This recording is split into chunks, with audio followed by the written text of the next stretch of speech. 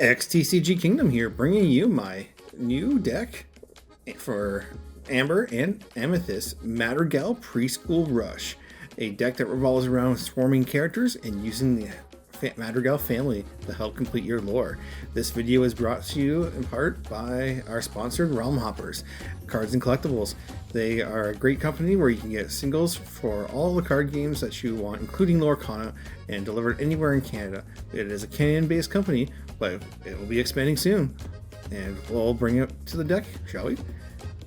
The deck here revolves around, like I said, all the characters that are dealing with small costs and lots of lore.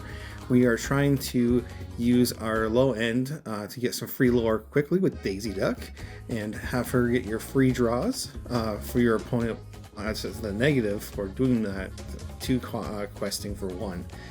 It is a great character to start with, and I highly recommend if you're going to mulligan for that card. You are also going to be using a bunch of the draw engine cards, which is going to be Chinnerbog's followers and the Cusco's. You are going to be trying your best to get as many characters out on the field as possible so that you can make use of the Madrigal Maribel. That way she can be played through just in time, or just hard played if you have enough link. And then if you're trying to look for her with your Elmo, the grandma, I can't remember how to pronounce her name that well, but she will help you search for any of your Madrigal top end that you're trying to look for, because almost all of it except for Camilo can be used with Just in Time. Just in Time is going to be a big card to help you get all these high-end characters out fast. You will try to use your Donald Duck to get more lore onto any character you wish, including the Madrigals for Isabella. Isabella is probably your second card you're going to be going into most of the time. If you don't have the 5 characters on board, play that Madrigal.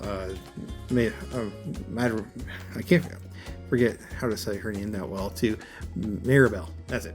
Maribel. All times, like, she won't be live at all times, so don't try to focus on her too much, but you are trying to play the deck around her and bring out lots of characters. If you have to wait a turn before you quest so you can actually get her out, I would definitely recommend doing that, because once she's on the board, she is hard to get rid of, and she does give you a lot of questing for 5, which is great. And then the Camelo, if you ever get him out, you can actually just select your Maribel to get 5 lore just for free, and she'll go back to your hand, and then you can play her out again if you have the 5 characters out, or just use her for ink. You have your Chinnerbog's followers in there just so that you can actually recover from mass board wipes, and it's still going to have that suffering effect against any kind of Ruby deck. Any kind of Ruby or Steel, they'll definitely be our biggest weakness to the deck. But if you're ever up against that deck, you are trying to mass swarm out your characters with the Pinocchio, Maleficent, Lilo, Daisy Duck, anything, just to try to get as much lore on the board before you lose your characters as possible. It's all a real fun deck. I do recommend it. Let's take a look at some gameplay. So here's some of the gameplay for the deck. It's going to be a little off on the screen here just because we're still trying to get used to the rotation of the video here. But as you can see, we play a turn 1 Broom. We're up against some AI, so it's not going to be anything real special for the opponent. We're just trying to show off some of the gameplay here. But as you can see, we just do the Simba. We can get some free draws off. We did get the Maribel into my hand, which is good. Unfortunately, I don't have a lot of ink, so we're going to start to bring out the Isabella, since we don't have a way to get the 5 characters on board for Maribel right away, since we have 2 unequal of the grandma in the hand. We're going to bring out the Alma so that we can start setting up the top of our deck and putting any either Maribel or Isabella or anyone we don't want to use or want to save for a later play. We are questing with the Isabella, and we're having the Simba attack a location, which makes it easy so I can actually do something with my Simba, because if the opponent did not quest or anything with the, I couldn't do anything with the Simba, and then I couldn't actually protect my Maribel if someone has an evasive character, which he does with the Minnie Mouse. We are just going to keep doing some of our questing while we have our other characters attack into the location, because right now we're focusing on the Mirabelle play, the Isabella play, sorry, more so than we are worried about the Mirabelle. We have another Mirabelle in hand, and we're just going to incorrect because we don't need it. We're going to drop another Isabella, but the Isabella won't be any use unless the other one dies. So we should have just kept it in our hand, but I recommend just be a little bit more cautious with your deck when you're playing it and playing against others.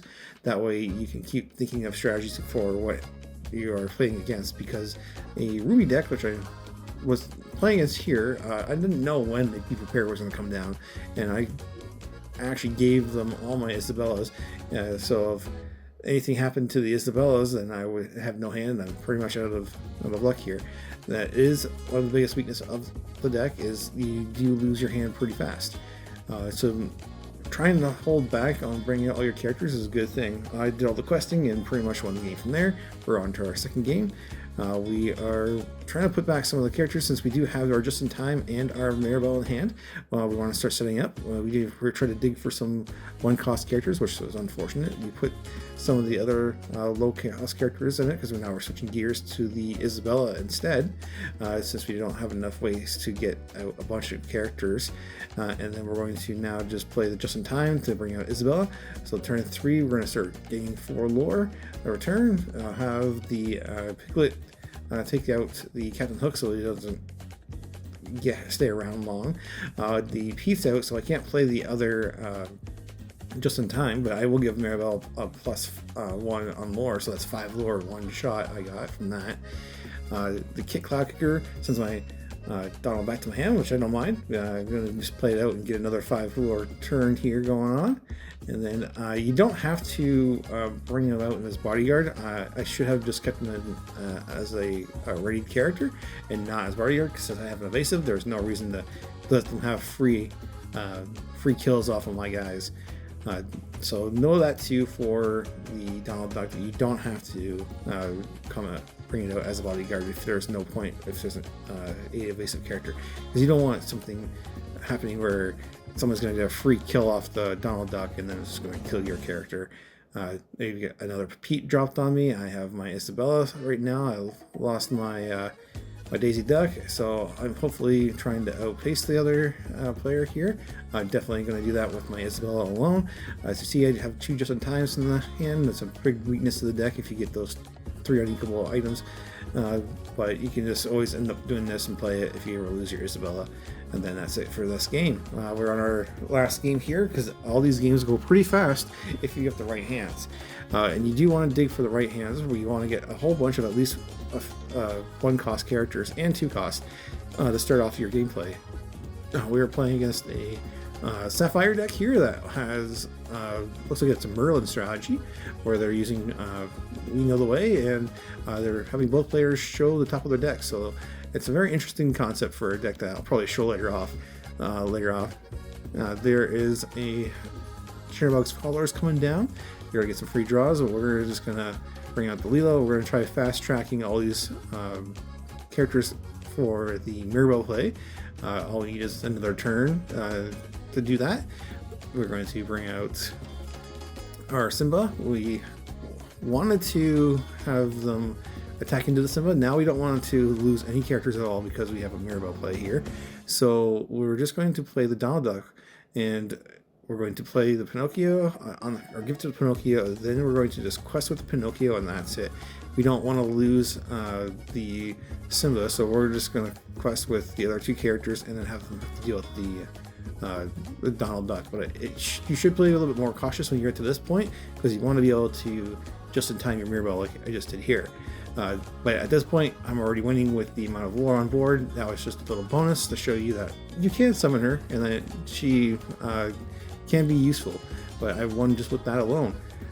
Pretty fast video here because the deck is really quick. I do recommend the game. The game deck play for the deck, and the deck's major weakness is mass removal, but it's still a fun rush deck to play. And bye.